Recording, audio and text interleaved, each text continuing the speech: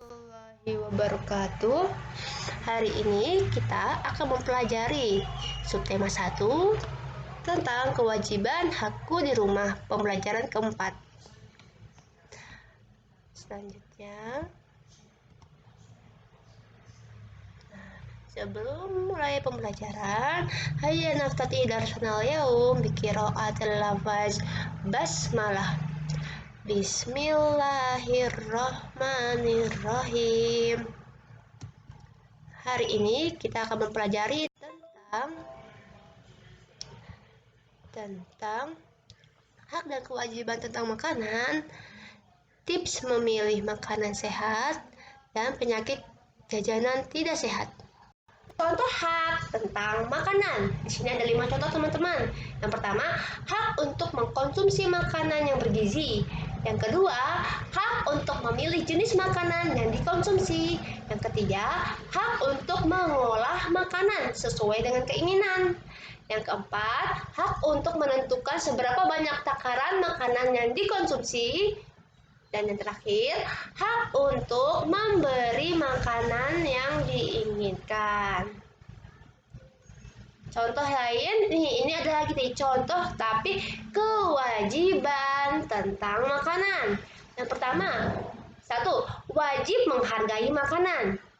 Yang kedua, tidak bersikap mubazir dan membuang-buang makanan. Nah, ayo siapa yang di rumahnya nih makannya tidak pernah habis? Nah, tidak boleh ya, harus menghabiskan makanan.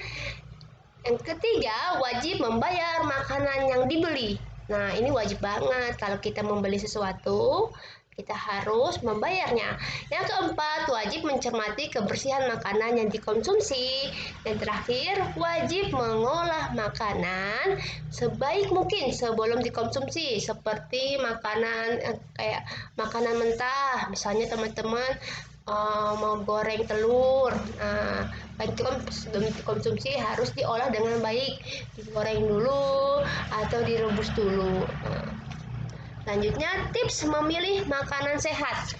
Nah, tips ini ada di halaman 21 ya teman-teman. Teman-teman bisa baca lebih lebih detail di buku di halaman 22.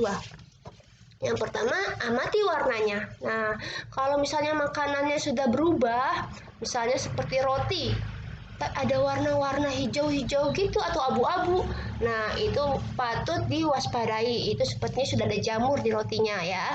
Yang kedua, cobalah sedikit sampel. Nah, sedikit sampel tuh mencoba apakah ini rasanya bagaimana ya untuk mencoba makanan yang baru. Nah, teman-teman coba dulu sedikit baru untuk dimakannya.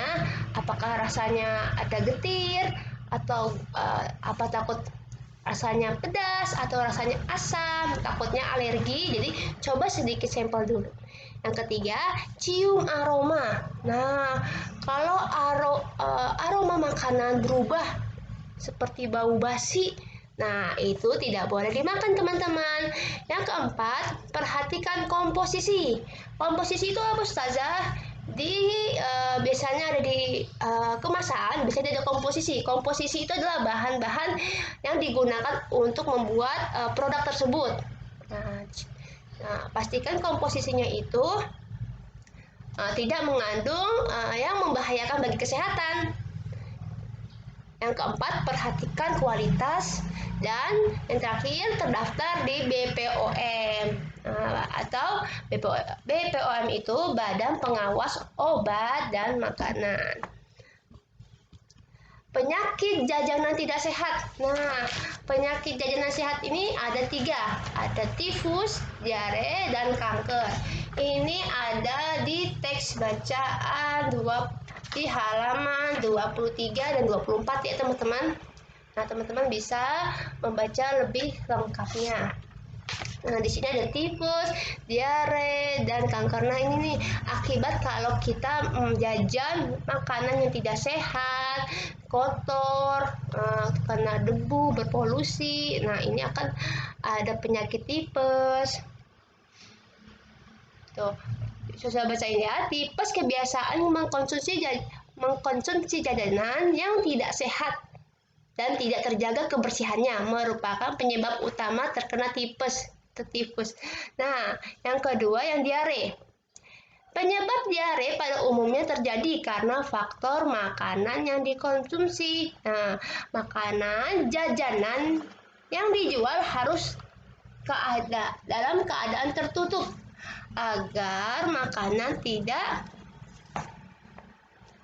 terkontaminasi oleh polusi, debu, dan lalat atau binatang yang lain. Nah, itu tuh yang mengakibatkan diare. Dan ada lagi nih yang menyeramkan teman-teman, yaitu kanker. Kanker itu penggunaan bahan-bahan berbahaya melewati batas normal dalam jajanan anak-anak menjadi penyebab utama pemicu kanker. Nah, biasanya kan di makanan-makanan itu banyak yang mengandung pengawet. Ya, tapi kalaupun kita tidak bisa menghindari atau ada pengawet, pewarna, pemanis buatan, tapi setidaknya kita bisa mengatur agar tidak melebihi batas normal ya. Jadi misalnya teman-teman, kalau misalnya makan ada pengawet, pemanis buatan seperti mie, ciki-ciki, ya itu dikurangin ya. Nah, itu pasti teman-teman bisa lihat komposisinya tuh. Ada ada pewarna, pengawet makanan, pemanis buatan. Nah, itu bisa membuat jadi kanker atau bisa menjadi obesitas, kegemukan yang mengandung gula banyak. Nah, kita harus menghindarinya ya, teman-teman. Pada hari ini, kamu telah mempelajari hal-hal berikut. Nah, tadi kita sudah belajar banyak ya tentang hak dan kewajiban tentang makanan, tips memilih makanan sehat, dan penyakit jajanan tidak sehat. Tugas hari ini, teman-teman, mengerjakan di sini ya. Berikut jaga kewajiban dan hak tentang makanan. Bantulah Udin memilih mana yang kewajiban dan hak. Salinlah kalimat pada tempat yang tersedia. Nah, teman-teman, ini mengerjakannya di buku tulis. Nah, teman-teman bisa membuat kolom nih. Kolom kewajiban dan kolom hak. Nah, ya. Nanti teman-teman pilih nih dari 1 sampai 10 ini mana yang kewajiban. Dari 1 sampai 10 ini mana yang hak ya. Harus bisa membedakan mana kewajiban dan hak. Oke teman-teman, bisa teman-teman? Bisa insya Allah ya.